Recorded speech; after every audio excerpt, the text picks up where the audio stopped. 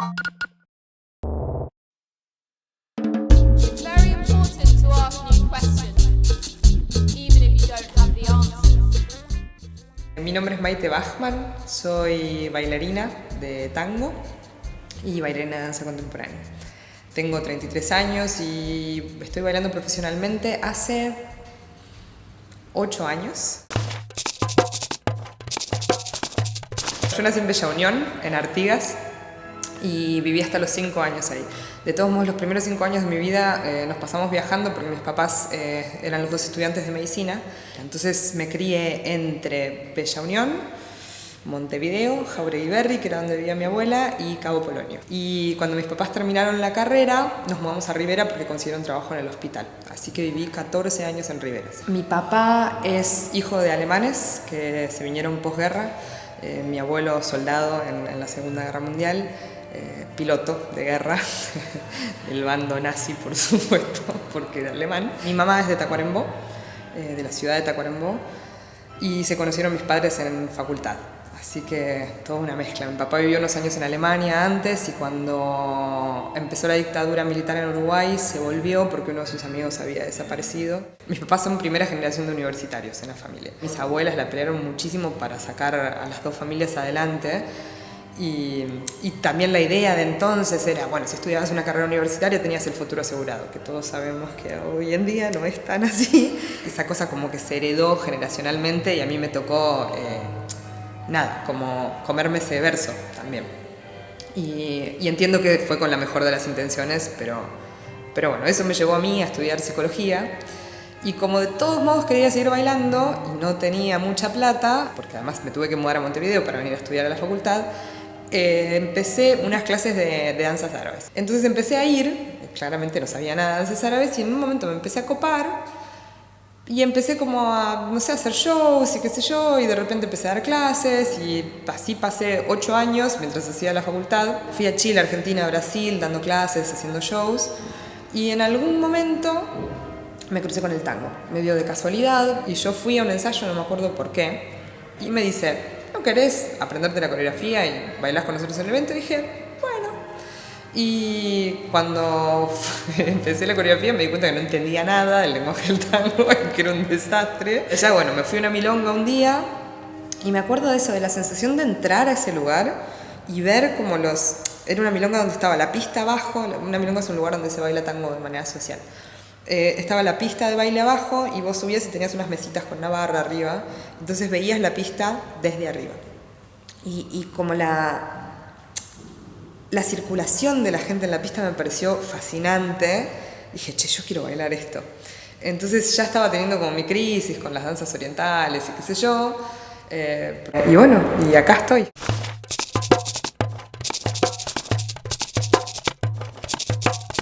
Encarar el laburo tiene como varias aristas en realidad.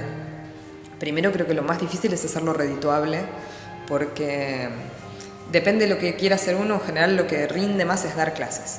Y si no es lo que más te apasiona dar clases, de todos modos vas a tener que dar clases. Porque es donde está la mayor parte de la ganancia, digamos. Y la otra es, que es por donde la encaro yo también, es ser multifunción. A mí en general me ahoga o me aburre mucho concentrarme en una sola cosa, hacer una sola cosa durante mucho tiempo. Siento que me limita demasiado, me siento demasiado apretada, entonces... Cuando empecé a decidir, o cuando decidí que iba a definitivamente dedicarme como a las artes, a la danza, dije, bueno, vamos a intentar encararlo por el lado de lo físico también. Entonces hice un profesorado en pilates, hice un profesorado cortito en yoga, hice la tecnicatura en educación física, y trabajo un poco de cada cosa, digamos. Y ahora estoy empezando a dar clases de movimiento contemporáneo o entrenamiento sensible, que tiene más que ver como con la forma en la que abordamos el movimiento, que no tiene tanto que ver con bailar, si se quiere.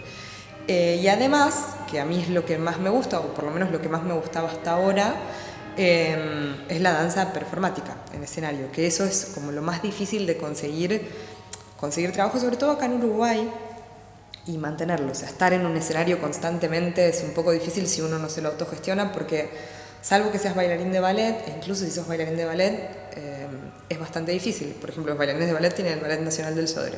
No hay otra compañía acá. Los bailarines de contemporáneo, de hecho, no tienen compañías y los de tango tampoco. Entonces hay que autogestionarse espacios o, en el caso del tango, hacer como hago yo, que es trabajo en casas de tango. En el verano trabajo en la temporada de cruceros con la misma dinámica. Yo soy la presentadora del show y además soy la bailarina. Entonces, bueno, entre como cositas uno se va armando y tiene claro que hay temporadas que son fuertes, hay otras que son más débiles. El tema para mí más complicado, además de este que es un malabar constante, que no es que sea fácil, es también encontrar el disfrute en el trabajo, porque cuando tu profesión es también como tu fuerza vocacional y aquello que te apasiona, es un poco difícil hacer como un balance entre las tres cosas. También tenés que estar formándote constantemente. Podés no hacerlo, pero creo que se pierde como tanto en la docencia o bueno, como en el rol de facilitador, como en el rol de artista performático, perdés un montón si no te formás. Hay algo de la búsqueda que necesitas, hay algo de la técnica que necesita pulido, hay algo sobre todo por ejemplo en las danzas como el tango, que es una técnica que va cambiando constantemente, porque si bien es una danza raíz o tradicional o folclórica, se va alimentando de otras cosas y va cambiando. No es la misma técnica que se utiliza para hacer algunas cosas que por otras. Lo que seguro no tenés es la seguridad de un horario fijo. A veces empieza a ser como muy laxo el límite de cuándo se termina el trabajo y cuándo empieza el resto de tu vida, o cuándo se termina la pasión y empieza el trabajo, o viceversa. Y hay que estar como muy fino constantemente para revisar estas cosas y ponerse horarios uno mismo, que también eso es muy complicado. Y bueno, y depende de vos todo eso. Es un montón. Esto es una especie ahí de alquimia que uno tiene que hacer para poder trabajar de esto.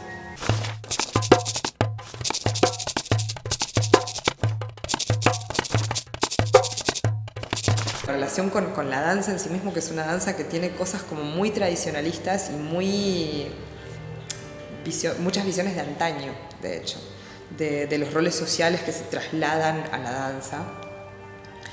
Entonces romper con eso o dialogar con eso a veces es un poco difícil. Uno piensa que sobre todo el turista que viene a comprar tango for export espera que haya un rol masculino y un rol femenino, y que el rol femenino sea delicado y que el rol masculino sea fuerte, pero que a su vez el rol femenino coquetee entre querer y no querer y el rol masculino siempre quiere agarrar con violencia o soltar con violencia.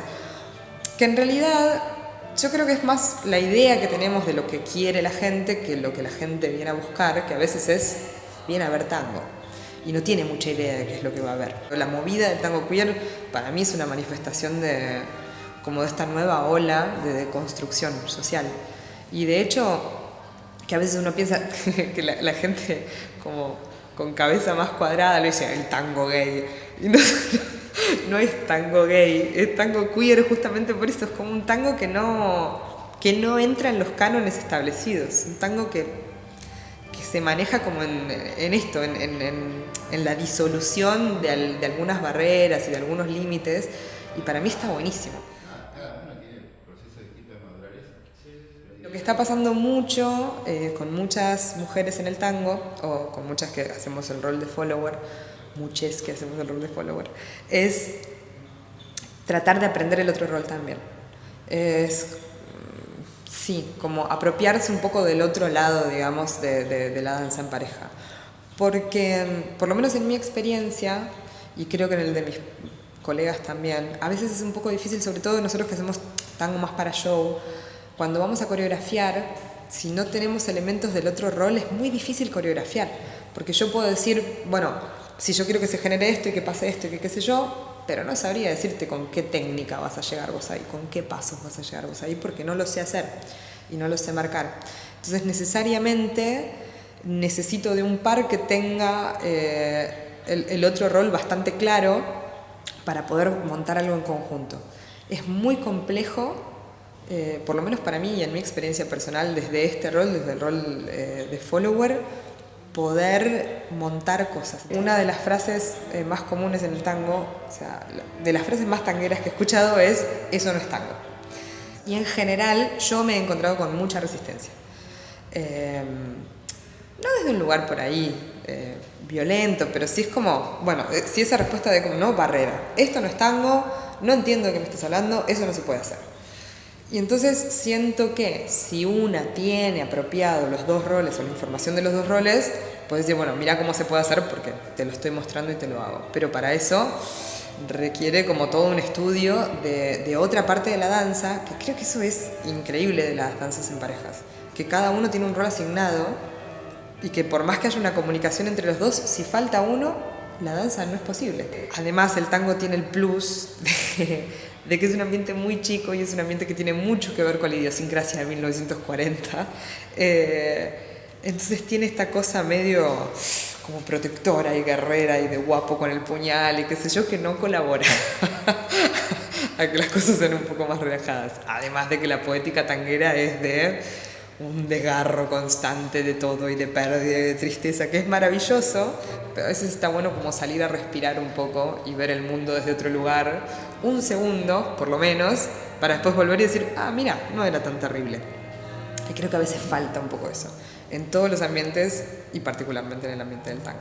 Es muy necesario, como incluso nosotros, ser la demanda de otras ofertas, de colegas, no solamente de nuestra disciplina, interdisciplina, y de incentivar a la gente que nosotros educamos para que también consuma desde otro lugar estas cosas, porque eso enriquece el ambiente. E incluso pensando en el tema de, en el tango particularmente, romper un poco con esta idea de los roles establecidos y de la narrativa tan lineal del tango de el macho de América que viene a buscar al amor de su vida, que es esa mujer delicada y sensual y fuerte y fogosa, pero también dulce, es nuestra responsabilidad. Y creo que ahí también hay educación del público y hay, de alguna manera, una no subestimación del público. Porque nosotros tendemos a asumir cosas. El público quiere ver esto, el público necesita consumir esto. Y en realidad no sabemos porque no le estamos ofreciendo otras cosas. Y creo que eso es la generación de la demanda que necesitamos hacer, en la que necesitamos trabajar. La búsqueda de la verdad artística. Y bueno, y gente hay para todos. y las modas cambian y las cosas van o sea, como que todo se va como reciclando, fluyendo, cambiando. Y bueno, y ahí estamos nosotros también. Podemos elegir reproducir lo mismo, que se puede y es válido y está bien, pero a mí me parece que la reproducción de lo mismo termina generando que estemos compitiendo todos por el mismo mercado. O sea, por la misma gente que se mueve en ese lugar, que es lo que quiere consumir. Ahora, si abrimos el abanico, también se abre el abanico del otro lado. Entonces me parece que es eso, que no es solamente una responsabilidad como de educación al público, sino nosotros de generar otras búsquedas, de generar otros espacios.